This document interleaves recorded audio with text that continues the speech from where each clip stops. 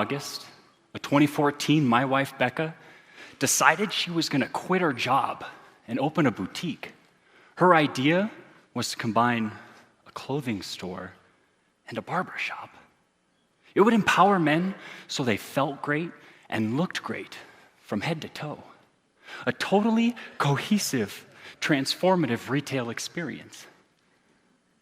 And I said, what any sane, rational, business-minded husband says when their wife proposes a completely insane idea. Let's do it. So June 5th of 2015 at 44th and Tennyson, we opened. And right out of the gate, we decided we were going to use technology to its fullest. We were going to blur the lines between online and offline. Because you see, in the future, the internet's going to be all around you. You won't be able to escape it. It'll connect everyone and everything. And we're going to lead the charge. And one day, we were vetting our vision with our friend Drew, and he said, well, bro, like, I don't know, I don't really like, I hate technology, man. Hold on, Drew. Firstly, you're a millennial. It's illegal for you to hate technology. Secondly, you really don't hate technology. Everybody loves technology, and the only way I'll accept the I hate technology claim is if the person making that claim came here today naked on a horse without a saddle. And if you did, I'd tip my hat to you, except I don't want to risk bringing manufacturing into this. It's not that you hate technology. It's that most people just follow the law of technological adoption. And I know this is a real thing because I read it on the internet. Goes like this. Everything invented before you were born, it's just how it's always been. Everything invented before you turn 30, innovation. Everything invented after you turn 30, Satan. This is science. You can Google it. Okay, all right, where were we? Before Drew interrupted. Oh, yeah, Internet of the future. It's best illustrated with a little story I heard. There was a period of time where you could count the things that you owned that had a motor. Maybe it was an electric fan or a washing machine, or if you were an early adopter, a car. But as motors became easier to manufacture, they became more accessible, you lost count of the things you owned that had one. Introduce the microchip. And for a period of time, you could count the things that you own that had a microchip. Maybe it was your brand new calculator, or your digital alarm clock, or the family PC. You guys remember that? It sat on the floor and was the size of a washing machine and came with like 20, 40 AOL disks. But after enough time, you lost count of the things you owned that had a microchip. I bet right now, every single one of you in this room can count the things that you own that connect to the internet on one hand. You've got your laptop or your PC. You've got your smartphone. It's like the same thing, right? You've got Xbox or PlayStation or some entertainment device. Mark my words. In the next 10 years, you all are going to lose count of the things that you own that connect to the internet. No exaggeration, everything will be connected. It'll be washing machines and refrigerators and mattresses, or even things totally decoupled from the things they control, like levers and switches, or even just buttons. Oh, bro, like buttons? Who needs internet-connected buttons, man? Are you going to do this, Drew, the entire time? Because look, if you're asking that question, it tells me you don't know how innovation works. Because it's not like someone's going to come up to you and say, hey, look, I have a button. What do you want to do with it? We should connect it to the internet. That doesn't make any sense. No, you see, desperation breeds innovation.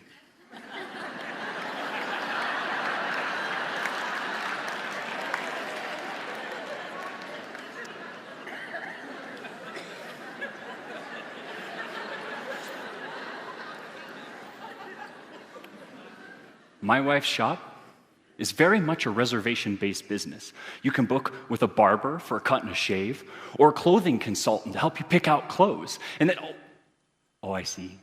You totally thought I dressed myself this morning. I get that a lot. But for cereal, we're a startup, which means we can't afford to be turning away walk-ins because we're understaffed. So what do? Got it. We're going to take that button, we're going to connect it to the internet. Then, every time we turn away a walk-in, we're going to press it. It's going to generate a report telling us the days of the week and the times of the day we're turning away the most business.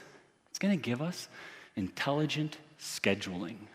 We're going to gain insights, and my favorite part, it's going to be real time. Oh, bro, like real time, everybody's got ADD these days. Oh my gosh, Drew, you're still here. Look, it's not that everybody has ADD, it's that everybody loves instant gratification.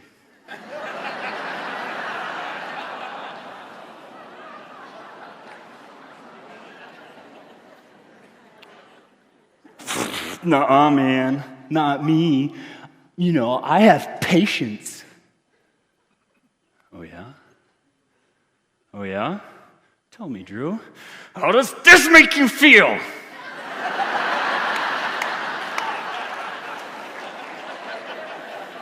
You've been there. Buffering makes you want to punch everything. But you'd be surprised how much you put up with buffering every day without complaint. It's true. For example, let's say you're on your favorite shoe website, and you're browsing around and you find a pair that you like, and you want to see if they have it in your size. So you click it and wait a full minute for the page to load. Oh, it gets worse. It gets worse. Because once the page loads, you see they don't even have your size.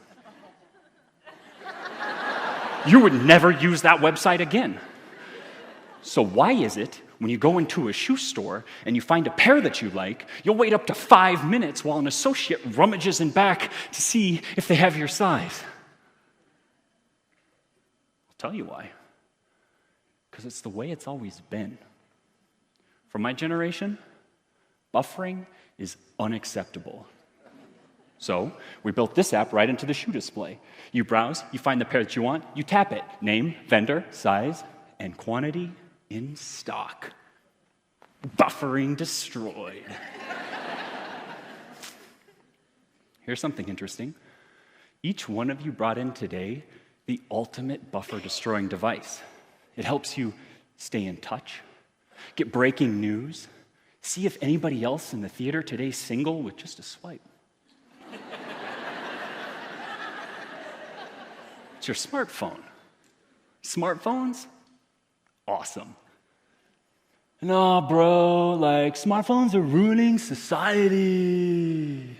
They're turning everybody into zombies, man. Oh, I see.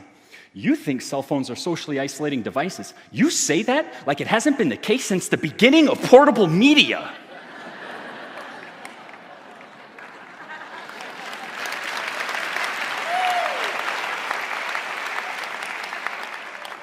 Nah, man, that's different because they're reading local news, so they're still connected with their neighborhood, man. I'm watching what my best friend is having for lunch. Doesn't get much more connected than that. But ultimately, it comes down to how you use it. And a smartphone, used effectively, is the most empowering device in human history. For example, you book an appointment at my wife's shop, and just before you arrive, the team has sent this notification. It's got your name, your email, your phone number, number of visits, how much you like chit-chat, because sometimes you want to be left alone, right? the service, the time, your photo, notes the team has left about you, and notes you've left for the team. And one day, a notification came through from a gentleman who'd never booked before. And the note that he left the team, it said, "I'm deaf." So Dee, his barber, she runs up to me and says, "Did you see?" "Yeah." "Well, what are you going to do?" "Well, we offer everybody a drink when they come in, so get him a bottle of water." "You know what I'm going to do?" "What?" "I'm going to practice my sign language." "Well, that's brilliant. I guess I'll get that bottle of water ready." A few minutes later, a gentleman approaches, and because we have his photo, we know it's him. And he comes in, and he says, and I say,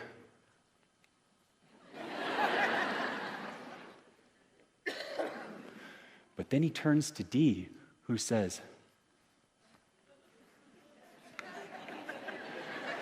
to which he replies,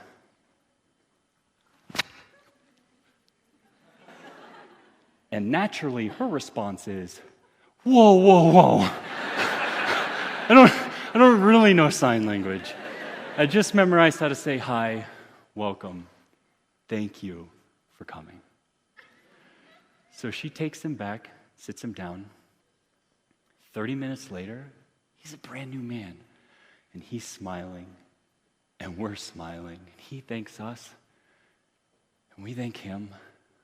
And he exits the shop, and he stops right in front of our big sign. It's also connected to the internet. He pulls out his smartphone, snaps a selfie.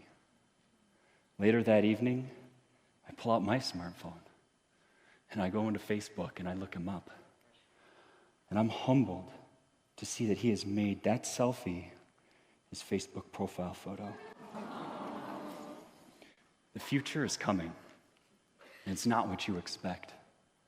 You're already used to your cell phone being connected to the internet. Get ready for the Internet of Things. Get ready for internet-connected buttons everywhere, shoe displays, coffee tables, even dressing rooms. I know. It's really scary now, but you've done it already. Oh, I've got such a crappy internet connection. Get ready to feel the same way about your couch.